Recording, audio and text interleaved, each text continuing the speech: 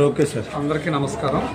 ఈరోజు కళ్యాణదుర్గ కమ్యూనిటీ హాస్పిటల్ని ఆకస్మికంగా తనిఖీ చేయడం జరిగింది. ఇక్కడికి వచ్చే డాక్టర్స్, సిబ్బంది వాళ్ళ టైమింగ్స్ ఎలా మెయింటైన్ చేస్తున్నారు, వాళ్ళ అటెండెన్స్ అంతా వెరిఫై చేయడం జరిగింది. ఇక్కడ ఉన్నటువంటి స్పెషాలిటీస్లో ఉన్న డాక్టర్స్ వాళ్ళ పనితీరుని కూడా, వాళ్ళ ఓపీ వర్క్, తర్వాత వాళ్ళ పెర్ఫార్మెన్సెస్ ఒకసారి వెరిఫై చేయడం జరిగింది. అదేవిధంగా ఇక్కడ ఉన్నటువంటి మెడికల్ ఆఫీసర్ గారికి కొన్ని ఇన్స్ట్రక్షన్స్ ఇవ్వటం జరిగింది. ఈ హాస్పిటల్ ఉన్నటువంటి ఓపీ సేవలు కానీ వైద్య సేవలన్నీ కూడా ప్రతి రోగికి సక్రమంగా అందాలి. అదేవిధంగా ఏ పేషెంట్ కూడా 24 గంటలు ఈ వైద్య సేవలు కంటిన్యూగా ఉండాలి. ఏ పేషెంట్ కూడా మా దగ్గరకు వచ్చి వైద్య సేవలు సక్రమంగా అందటం లేదు అనే కంప్లైంట్స్ అనేది రాకూడదని తెలియజేశారు. ఈ యొక్క సాయంకాల సమయాల్లో ఉండే డాక్టర్స్ అంతా కూడా హాస్పిటల్లో స్టే చేయాలి. అదేవిధంగా ఏ రోగిని కూడా రేపు రా అని చెప్పి పంపించడం అనేది ఇక్కడ జరగకూడదని తెలియజేయడం జరిగింది. మరలా ఆరోగ్యశ్రీ సేవలు అనగా ఎన్టీఆర్ వైద్య సేవలు ప్రతి ఒక్క రోగికి అందాలి. ఎన్టీఆర్ వైద్య సేవ ద్వారా నార్మల్ డెలివరీస్ ఇక్కడ కనీసం 50 నార్మల్ డెలివరీస్ ఒక్కొక్క నెలలో జరగాలని చెప్పి ఇన్స్ట్రక్ట్ చేయడం జరిగింది. అదేవిధంగా ప్రతి స్పెషలిస్ట్ కూడా వాళ్ళ పనితీరును సరిచేసుకోవాలి. వాళ్ళకి ఇవ్వబడిన టార్గెట్స్ ప్రకారము వాళ్ళు తమ యొక్క ఓపీలు కానీ, ఇన్పేషెంట్లు కానీ, ఆపరేషన్స్ కానీ పెంచాలని చెప్పి తెలియజేయడం జరిగింది. ఈ యొక్క ఎంపానల్మెంట్ విషయాల్లో ఎవరికైతే ఇంకా ప్రాబ్లమ్స్ ఉన్నాయో వాళ్ళని లిస్ట్ అవుట్ చేసి వాళ్ళ ప్రాబ్లమ్స్ అన్నీ కూడా విజయవాడ లెవెల్లో వాటిని పరిష్కారం చేయడానికి తగినటువంటి చర్యలు కైగొంటున్నాం.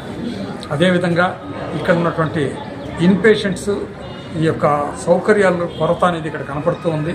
అదేవిధంగా ఈ పాత బిల్డింగుల్లో ఎస్పెషల్లీ మార్చురీ బిల్డింగ్ అనేది చాలా శిథిలావస్థలో ఉండటం జరిగింది.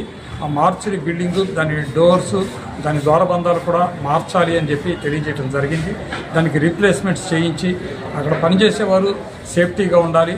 పారిశుద్ధ్య సిబ్బంది కూడా ఆ పరిసరాలను పరిశుభ్రంగా పెట్టాలని చెప్పి తెలియజేయడం జరిగింది. అదేవిధంగా ఓపీ డిపార్ట్మెంట్లో ఉన్నటువంటి రోగులందరికీ కూడా సరిపడినటువంటి మందులు సమకూర్చాలని చెప్పి, ఏవైనా మందులు తక్కువగా ఉంటే సిడి సెంట్రల్ డ్రగ్ స్టోర్స్ నుంచి ఇండెంట్ చేసి తెప్పించుకోవాలి అని చెప్పి తెలియజేయడం జరిగింది. అదేవిధంగా ఇక్కడ ఉన్నటువంటి రక్త పరీక్ష గదిలో కూడా వాళ్ళు చేస్తున్న రక్త పరీక్షలు వెరిఫై చేయడం జరిగింది. వాళ్ళ అనలైజర్స్కి వారికి ట్రైనింగ్ ఇంకా అవసరం ఉంది. కంపెనీ వారికి కూడా ఫోన్ చేసి వారికి వచ్చి ఒక ట్రైనింగ్ ఇవ్వాల్సిందిగా తెలియజేయడం జరిగింది. అదేవిధంగా ఓవరాల్గా హాస్పిటల్ చుట్టుపక్కల ఉన్న గోడ పడిపోవటం, ఆ యొక్క గోడ పడిపోవటం వల్ల జంతువులు కానీ, అనాథరైజ్డ్ పర్సన్స్ కానీ లోపలికి రావటం వలన ఇక్కడ పనిచేసే సిబ్బందికి సేఫ్టీ కొంత ఇబ్బందికరంగా ఉండటం గమనించాము. ఈ గారితో మాట్లాడి ఏపీఎంఐడిసి వారితో కూడా తెలియజేసి కొత్త బిల్డింగ్లో ఇంకా అసంపూర్తిగా ఉన్న బిల్డింగ్ పూర్తి చేయాలని చెప్పి, తర్వాత ఈ గోడ విషయంలో కూడా ఫండ్స్ రిలీజ్ చేసి ఆ ఫండ్స్తో ఈ గోడను పూర్తిగా కంప్లీట్ చేసి హాస్పిటల్కి ఒక ప్రొటెక్షన్ కావాలి, ఇక్కడ పనిచేసే సిబ్బందికి ప్రొటెక్షన్ ఇవ్వాలని చెప్పి తెలియజేయడం జరిగింది. సెక్యూరిటీ సిబ్బందిని కూడా అలర్ట్ చేశాము. అదేవిధంగా హాస్పిటల్లో లైటింగ్ ఇంప్రూవ్ చేయాలని చెప్పి తెలియజేశాము. సీసీటీవీ కెమెరాస్ కూడా ఏర్పాటు చేసి సిబ్బంది ఏ ఒక్కరికి ఎలాంటి పరిస్థితులు కష్టాలు వచ్చినా కూడా వెంటనే నా దృష్టికి తీసుకుని రావాలని చెప్పి తెలియజేయడం జరిగింది. అదేవిధంగా ఇక్కడ ఉన్నటువంటి ఎమ్మెల్యే గారు, కలెక్టర్ గారి సహకారంతో ఇక్కడ ఉన్నటువంటి ఖాళీ భర్తీగా ఉన్నటువంటి పోస్టులను భర్తీ చేయడానికి డాక్టర్స్ కానీ వైద్య సిబ్బంది పోస్టులు కూడా వేకెన్సీ పొజిషన్ తీసుకున్నాము. సాధ్యమైనంత త్వరగా వాటిని భర్తీ చేసే మార్గాల్ని ఆలోచించి భర్తీ చేయడం జరుగుతుంది. ఈ ఆసుపత్రి ఓవరాల్గా పేద ప్రజలకు ఉపయోగకరమైనటువంటి ఒక మంచి హాస్పిటల్గా మార్చాలని చెప్పి ఇక్కడ ఉన్నటువంటి ఎమ్మెల్యే గారు, ముఖ్యమంత్రి గారు, ఆరోగ్య శాఖ మంత్రి గారు వీరందరి ఉద్దేశాలు సరైన విధంగా క్యారీ అవుట్ చేయాలని చెప్పి స్టాఫ్ అందరికీ కూడా సూచనలు, సలహాలు ఇవ్వడం జరిగింది.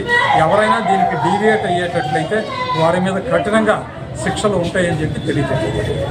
Thank you. Okay sir, thank you.